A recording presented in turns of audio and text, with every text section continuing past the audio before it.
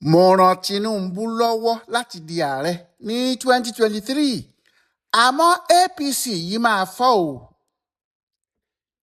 Inú ọ̀mọ̀wé Káyò Fâyẹmí kò dùn, ìyẹn gómìnà Èkìtì tẹ́lẹ̀tẹ́lẹ̀ tó tún ṣe mínísítà Buhari.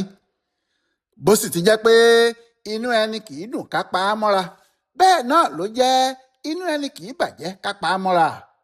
Kò sì sí ohun tó yára bá baálé ilé nínú jẹ́ bíi kí àlè bímọ tó jọ ọ́ fún un kó má lè gba ọmọ ọ̀hún, kí ọmọ dàgbà lójú ẹ̀ kó sì máa yígboro kiri.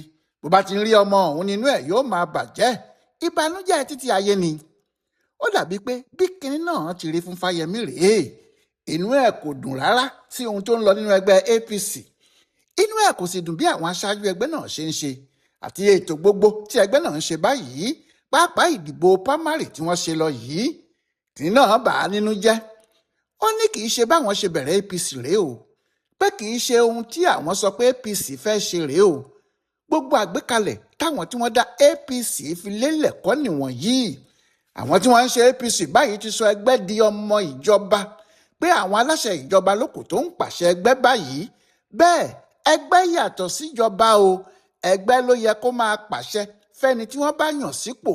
Ìjọba ló gbọ́dọ̀ jẹ́ ọmọ fún ẹgbẹ́. Àmọ́ àwọn tí wọ́n ń ṣèjọba báyìí lókù tó ń pàṣẹ ohun tí ẹgbẹ́ máa ṣe.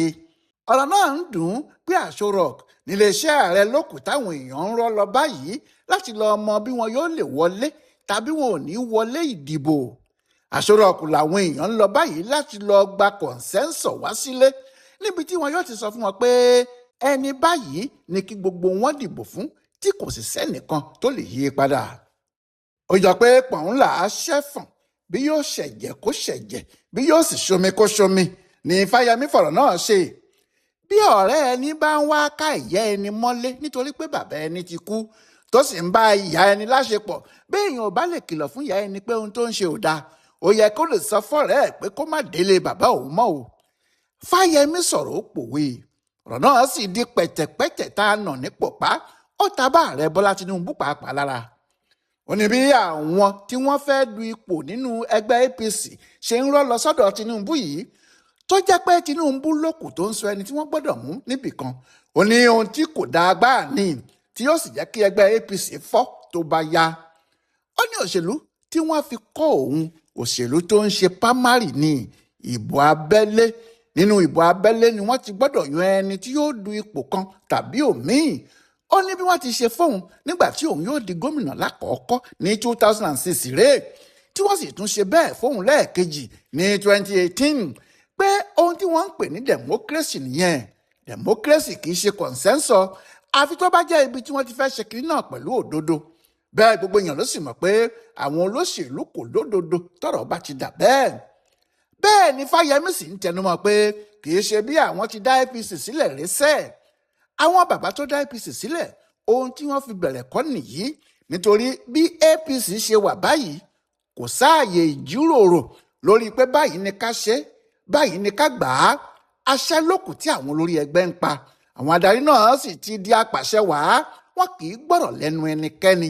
Bẹ́ẹ̀ ìyẹn kọ́ làwọn fi bẹ̀rẹ̀ APC o. Lórí ètò kan tí wọ́n pè ní State of Affairs lórí tẹlifíṣàn Edmondo Bello ní Fáyẹmí ti ń sọ̀rọ̀. Ó sì jọ pé ọ̀rọ̀ ti ń gbé e nínú tẹ́lẹ̀tẹ́lẹ̀ ni o. Ó wá ríbi tú gbogbo ẹ̀ síta. Àwọn kan ní lára àwọn ìyàwó kékeré tó fọkọ ẹ̀ sílẹ̀ nígbà ìṣòro ní Fáyẹmí, pé nígbà tí nǹkan sì tún padà dá fọ́kọ ẹ̀ tí kò wojú ìyàwó tó ti lọ náà mọ́, ìbínú tó sì lè ti dí nǹkan báyìí jáde kò lè kéré. Ohun tí àwọn kan sọ pé ń yọ Fáyẹmí lẹ́nu gan-an nìyẹn. Ṣé ní tòdodo àwọn tí wọ́n bá ń lọ sílé Bọ́lá Tinubu ní Bodilon lọ́dún 2007 títí di 2010, kò sí ìgbà kan téèyàn débẹ̀ tí kò ní bá Fáyẹmí yìí níbẹ̀ o. Ọ̀kan nínú àwọn tí wọ́n ń gbé bẹ̀ ni, bó sì lè jẹ́ pé ó ní bòmíì tó ń gbé tó jẹ́ tiẹ̀, kò sígbà tí èèyàn débẹ̀ tí kò ní bá a. Bẹ́ẹ̀ ni kò sí àwọ̀ pé ó dára fún rẹpẹtẹ kan lára ẹ̀ nígbà náà. Ọ̀kan nínú àwọn tó ń wojú Ọlọ́run ni. Nǹkan ò sì yàtọ̀ títí tí wọ́n fi fà á kalẹ̀ fún ètò ìdìbò lẹ́kìtì. Kò sì sẹ́ni tó wà nídìí ọ̀rọ̀ náà ju Tinubu yìí náà lọ. Ìjà tí wọ́n sì jà lọ́rọ̀ ìdìbò Fáyẹmí lẹ́kìtì náà ló ń lọ yẹn. Ìjà náà pọ̀ débi pé ilé ẹjọ́ kò tẹ́mi lọ́rùn ló padà dájọ́ náà tí wọ́n gba ìjọba Èkìtì lọ́wọ́ Ṣẹ́gun Òní lọ́jọ́ 15 oṣù kẹwàá ọdún 2010 tí wọ́n sì ní kí Fáyẹmí máa ṣèjọba náà lọ. Ìjà kò fi bẹ́ẹ̀ dé títí tí wọ́n fi gbàjọba náà lọ́wọ́ ẹ̀ tí Arẹ̀lẹ̀ Fáyọ̀ṣe sì tún padà di gómìnà lẹ́ẹ̀kan sí ní 2014. Sí Tinubu, Fáyẹmí sì jẹ́ ọmọ dáadáa o. Ṣùgbọ́n nígbà tí Muhammadu Buhari dé, nǹkan yí padà láàrin ọ̀gá àti ọmọọṣẹ́ náà. Àsìkò náà ni Tinubu fa Fáyẹmí kalẹ̀ láti bá Buhari ṣiṣẹ́ tó sì jẹ́ ọ̀kan nínú àwọn dàrẹ́kítọ̀ ètò gbogbo tó sì ṣe gudugudu méje nínú àwọn tí wọ́n ṣe àkóso ètò ìpolongo ìbò Buhari. Nígbà tí Buhari sì wọlé, ó wà lára àwọn tí Buhari mú gẹ́gẹ́ bí ẹni tí yóò bá a ṣiṣẹ́, òun tó sì sọ ọ́ di mínísítà nìyẹn. Ṣùgbọ́n láti ìgbà tó ti di mínísítà náà ló jọ pé ó ti ń ronú láti yapa kúrò lẹ́yìn ọ̀gá ẹ̀, kò sì fẹ́ sí nínú àwọn bàbá sọ pé mọ́. Ọ̀rọ̀ náà lè débi pé nígbà tí yóò fi tún múra láti du ipò gómìnà ní 2018, àwọn Tinubu ò fẹ́ kó wọlé mọ́. Ọ̀tọ̀ lẹ́ni tí Tinubu ṣàtìlẹ́yìn fún lẹ́kìtì, bó tiẹ̀ jẹ́ wọn kò fi ọ̀rọ̀ náà ṣe ariwo. Bí òun náà sì ti wọlé tó tún di gómìnà lẹ́ẹ̀kejì, kò fi bò rárá pé òun ò ní gbọ́rọ̀ sí ọ̀gá òun lẹ́nu àti pé òun yóò ṣe tòun lọ́tọ̀ ni. Nǹkan dàrú débi pé nínú oṣù kẹsàn-án ọdún 2020 wọ́n lé Fáyẹmí nínú APC. Àwọn adarí ẹgbẹ́ náà ní ìpínlẹ̀ Èkìtì ni wọ́n lé, tí wọ́n ní ó ń ṣe ojú méjì bí ọ̀bẹ. Àmọ́ torí pé òun ló lórí ẹgbẹ́ náà gẹ́gẹ́ bí gómìnà, wọ́n paná kinní náà mọ́lẹ̀. Ṣùgbọ́n ó jìnnà sáwọn APC nílẹ̀ Yorùbá níbí, ó sì múra ìjà lóòótọ́ pẹ̀lú ọ̀gá rẹ̀. Nasiru El-Rufai ló dàbí ojúlówó ọ̀rẹ́ ẹ̀. El-Rufai sì bẹ̀rẹ̀ sí í mú kiri ilẹ̀ Haúsá, tó ń náwó fún wọn lọ́hùn-ún, tó sì ń ṣe gbogbo ètò láti fi hàn pé kò sóhun tó ṣe òun náà tóun ò lè du ipò ààrẹ. Bó tilẹ̀ jẹ́ pé gbogbo wọn ló ti mọ̀ o pé Tinubu fẹ́ kinní náà lójú méjèèjì. Fáyẹmí bá wọn ṣe títí ní ilẹ̀ Haúsá tí Sultan fúnra ẹ̀, ìyẹn Sultan Sokoto yìí, Saad Abubakar, fi sọ pé ọ̀kan nínú àwọn ọmọ Sàdáúnà, Hamadu Bello, tó wà níta ní Fáyẹmí ṣe. Bẹ́ẹ̀ ni àwọn yẹn ń gbé egun ẹṣin áyán, bẹ́ẹ̀ lòun náà ń sọ pàkọ́ lùkélùké, ó sì múra ní gbogbo ọ̀nà láti di ààrẹ tó bá ṣeé ṣe fún un. Ohun tó jẹ́ kó gba fọ́ọ̀mù APC rèé, tí òun náà ní òun fẹ́ kópa nínú ìbò abẹ́lé ẹgbẹ́ àwọn láti lè dupò pírẹsidẹ́ǹtì. Ọ̀rọ̀ náà ya àwọn tí wọ́n mọ àjọṣe Tinubu àti Fáyẹmí lẹ́nu. Àwọn èèyàn kan kọ́kọ́ rò pé Fáyẹmí wá sínú ìdíje náà kó lè dáàbò bo Tinubu ni. Àfi nígbà tó mú ìrìn àjò àárín àwọn aṣáájú Haúsá yìí ní Ìbàdàn tó ń pààrà ọ̀dọ̀ wọn, tí àwọn náà sì ń sọ fún pé yóò ṣeé ṣe. Nígbà náà làwọn èèyàn mọ̀ pé kò fẹ́ fi ìdíje tiẹ̀ gba ààyè kankan fún Tinubu o, ó fẹ́ ṣòwò ẹ̀ lọ́tọ̀ ni o, kó sì mọ iye tó bá pa. Nígbà tí yóò sì fi wá jáde ní ọjọ́ ìdìbò abẹ́lé àwọn APC ní ọjọ́ 6 oṣù kẹfà 2022 tó sọ pé òun juwọ́ sílẹ̀ fún Tinubu, ọ̀rọ̀ náà ti bọ́ sórí, ó sì ti bó ti mọ́ ọ lọ́wọ́. Ìdí ni pé Tinubu ti lo gbogbo agbára ẹ̀, ó sì ti gba àdéhùn lọ́dọ̀ ọ̀pọ̀lọpọ̀ àwọn aṣáájú ilẹ̀ Haúsá àti àwọn ará ilẹ̀ Ìgbò pàápàá. Àwọn èèyàn sì ti fi lọ́kàn balẹ̀ pé òun ni yóò wọlé. Ọ̀rọ̀ tí àwọn èèyàn bíi ti Fáyẹmí yìí kò sì jẹ́ nǹkan kan lójú ẹ̀ mọ́. Nígbà tí ìpolongo gidi yóò fi bẹ̀rẹ̀, Fáyẹmí ti fi ipò gómìnà Èkìtì sílẹ̀, bẹ́ẹ̀ ni Tinubu kò jẹ́ kó súnmọ́ òun mọ́. Láti ìgbà náà ni wọ́n sì ti sún un sẹ́yìn pátápátá. Títí di àsìkò yìí kò lẹ́nu nínú ohunkóhun kódà nínú ìjọba ìpínlẹ̀ Èkìtì tó ti wá. Bó sì ti ṣe máa ń rí fáwọn olóṣèlú tí kò bá sí níjọba mọ́, gẹ́gẹ́ bẹ́ẹ̀ lórí fún òun náà. Ohun tí púpọ̀ nínú àwọn ọmọ APC yìí ṣe ya bò ó nígbà tó sọ̀rọ̀ tó sọ yìí nìyẹn. Àwọn kan ń béèrè pé kí ló kàn án, wọ́n ní kí ni tiẹ̀ gan nínú ọ̀rọ̀ tó wà nílẹ̀ yìí, tí àwọn kan sì ń sọ pé kí ló mọ̀, ta ló bí i lẹ́jọ́, pé bí gbogbo ayé bá yí padà báyìí ni wọ́n ṣe nǹkan mi ò yí padà o. Ọ̀pọ̀ èèyàn ló ń sọ pé nígbà tóun Fáyẹmí wà níjọba tí agbára ń gùn ún gidigidi, gbogbo ohun tó ń wí yìí pátá ló ṣe o. Wọ́n ní ọwọ́ ló fi mú ẹni tó ń ṣe gómìnà Èkìtì lọ́wọ́lọ́wọ́ báyìí, tí kò sì fún ẹnikẹ́ni láàyè láti takò ó, tó sì rí pé ẹni náà ló wọlé, àti pé bó ṣe ṣe fáwọn alága ìjọba ìbílẹ̀ náà nìyẹn. Bẹ́ẹ̀ náà ló sì mú àwọn bíi aṣojú àti àwọn aṣòfin tó lọ sí Àbújá. Nígbà tó sì ń ṣe gbogbo ìyẹn, ó ti rò pé agbára náà ò ní tán, pé agbára títí ayé ni, kò ní padà bọ́ lọ́wọ́ òun.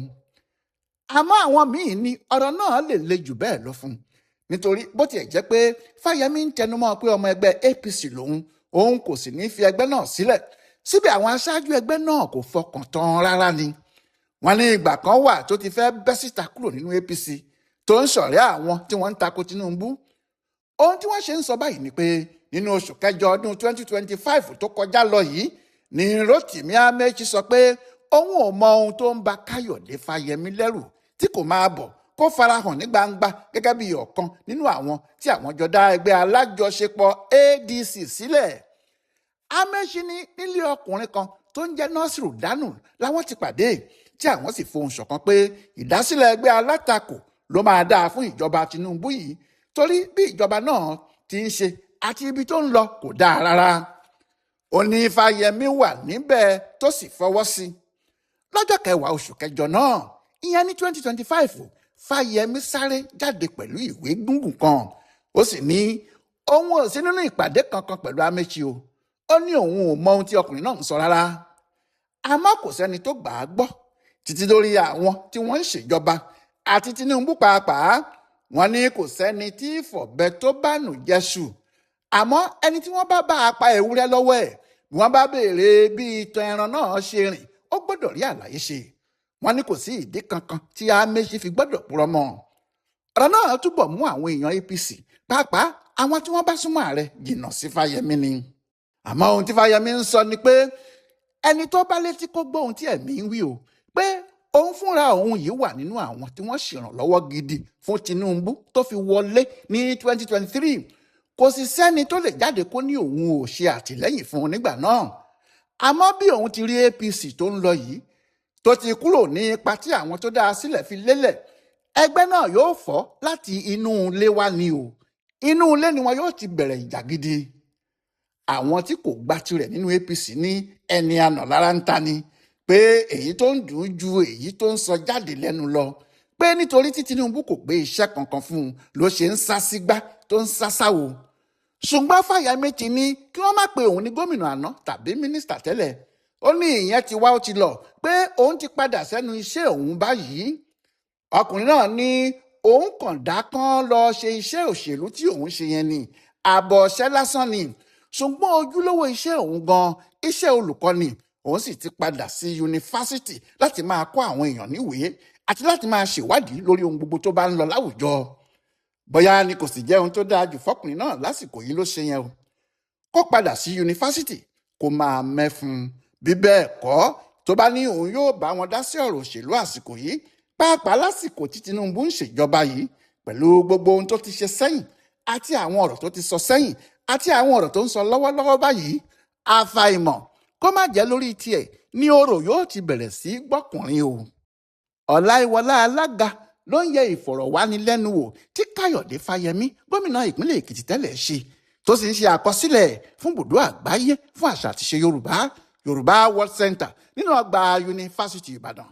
A kú ìsinmi òpin ọ̀sẹ̀ yìí o.